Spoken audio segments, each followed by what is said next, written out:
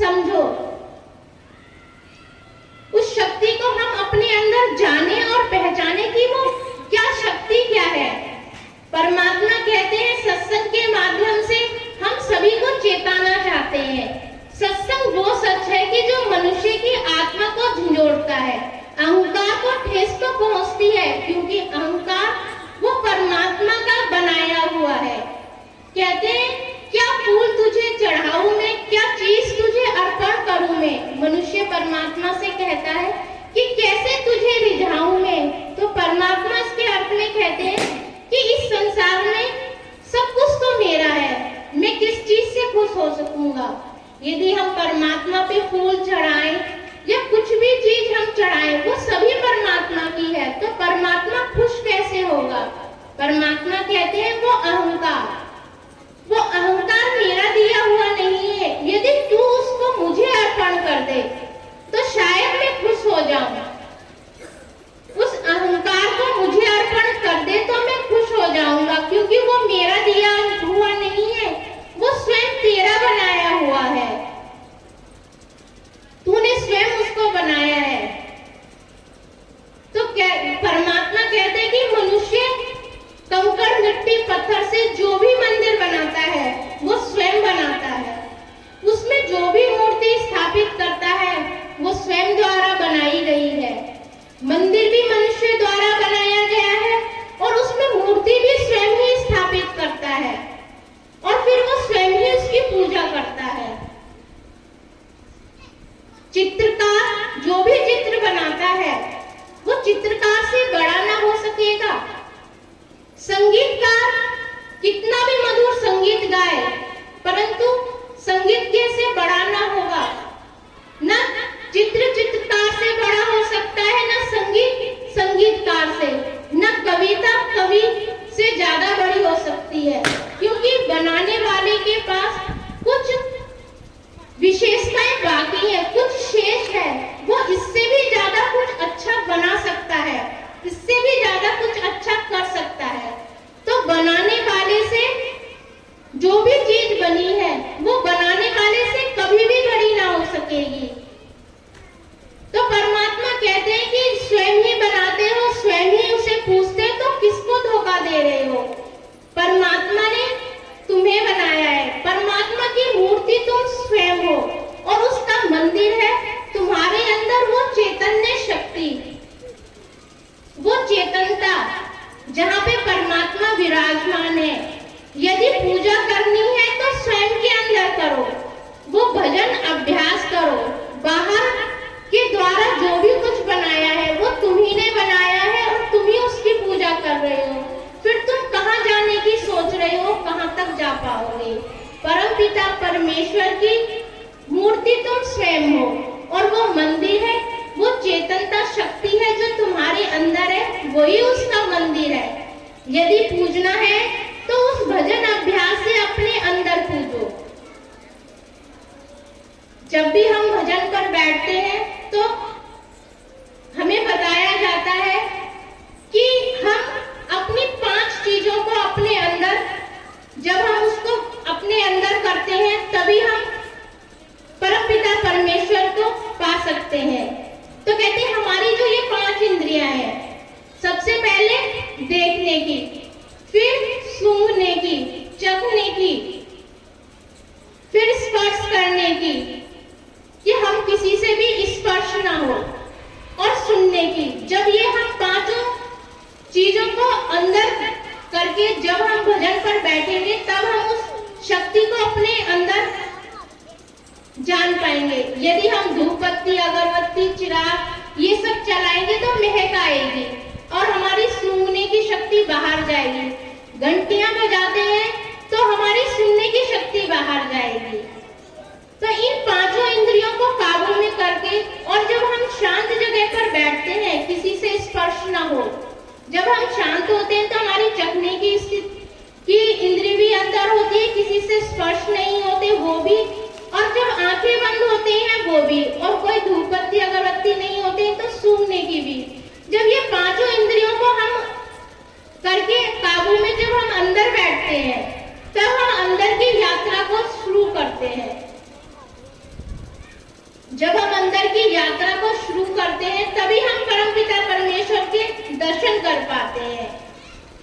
कहते हैं बाहर के दिए में तो घी खत्म हो गया तो हमें दोबारे जलाना पड़ेगा। जिस भी धर्म में जो भी रीति रिवाज है, कहीं पे अगरबत्तियां जलती है, कहीं पे दिए जलते हैं, कहीं तेल के घी के, ठीक है, इन्हें करने के लिए मना नहीं कर रहे हैं, ठीक है।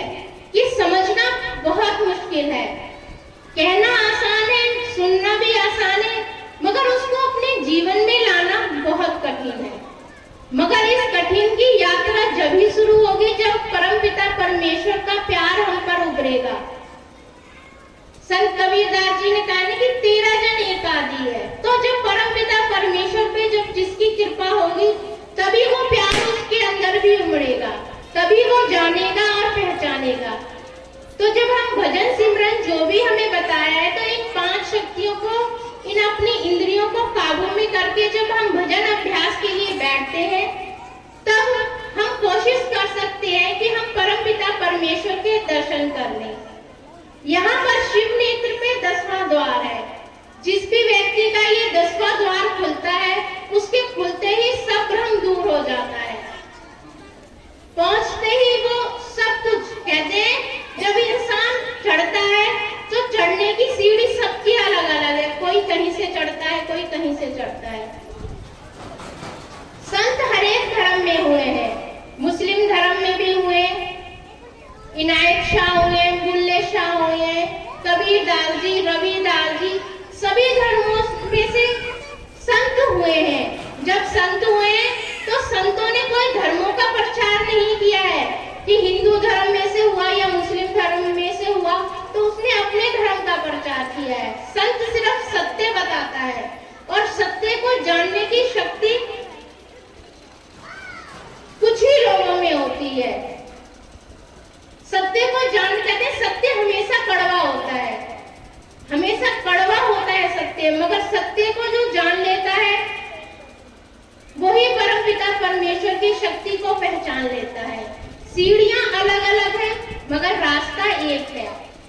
कहते हैं जब उस रास्ते पर इंसान पहुंच जाता है, जो भी उस परमपिता परमेश्वर के दर्शन करता है, तो वो सभी धर्मों का उसके लिए एक है, सिर्फ एक, अलग अलग नहीं कि रविदास जी हुए तो उन्होंने अपने धर्म का प्रचार किया, कबीरदास जी उन्होंने, इनायत शाह उन्होंने, बुल्ले शाह उन्होंने, नहीं, सबका मालिक एक। सिर्फ वो बताते हैं कि परमपिता परमेश्वर की शक्ति एक है, ना वो रीति में है, ना रिवाज में है, ना किसी और धर्म में है, किसी में नहीं है। वो शक्ति हमारे अंदर है, परमपिता परमेश्वर की शक्ति वो हमारे अंदर है और वो भजन सिमरन के माध्यम से ही हम उसको पा सकते हैं। तो हम सभी उस शक्ति को पहचानने के लिए कोशिश करें। धर्मों में से निकलना बहुत कठिन है, मगर कहते हैं कि कहीं से तो यात्रा शुरू करनी पड़ेगी। ठीक है, आप किसी भी धर्म में, किसी भी भगवान को आप मानते हैं, यदि उस भगवान को पाना है, यदि आप राम के भक्त हैं, कृष्ण के भक्त हैं, या तुम मुस्लिम हो या तुम क्रिश्चियन हो, जो भी हो, आप जिसको भी मानते हो, यदि उसे पाना है तो यात्रा अंदर से शुरू करो। जिस दिन उसको अंदर से पालोगे तो बाहर के भ्रम सभी खत्म हो जाएंगे, सब चीज एक लगेगी, सब शक्ल एक है। जब उसको हम अंदर से पाएंगे तो वो दिया जलता हुआ जब हमें दिखाई देगा तो सिर्फ वो एक लगेगा, वो राम कृष्ण लक्ष्मण और कुछ नहीं, सिर्फ एक लगेगा कि ये तो एक ही है जो हमें बताया गया है, ये अलग नहीं है, ये तो मोहम्मद भी यही है, जीसस भी यही है, ये तो राम भी यही है, सिर्फ हमारे जानने के तरीके अलग अलग हैं। मंदिरों और मस्जिदों में कभी प्यार नहीं हुआ है, सिर्फ वहां मंदिरों में और मस्जिदों में लड़ाई हुई है। यदि उसको पाना है तो जब हम अपने अंदर से पाएंगे तो हम कहेंगे कि ये जो बाहर है ये कुछ नहीं, जो अंदर है वो तो एक ही है। किस लिए हम लड़ते और झगड़ते हैं जब वो एक है? मनुष्य ने पैदा हम हुए हैं, परमात्मा ने हमें पैदा किया है, तो हमारे ऊपर कोई ठप्पा लगा के नहीं भेजा है, ठप्पा हम स्वयं ने लगाया है। उन्होंने इंसान को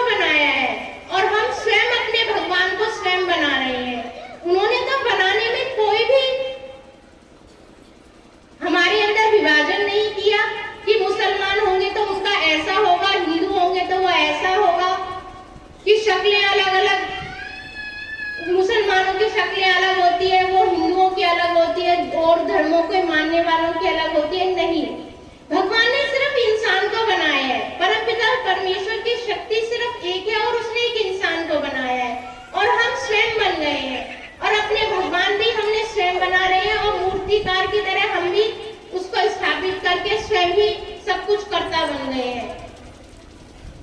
कर्ता करे न कर सके, जो परमात्मा करे सो होए। जो वो ईश्वर करना चाहता है वही हमारे जीवन में घटित होता है और उसी के माध्यम से हमारा ये जीवन चलता है। कर्म हमारा आधार है।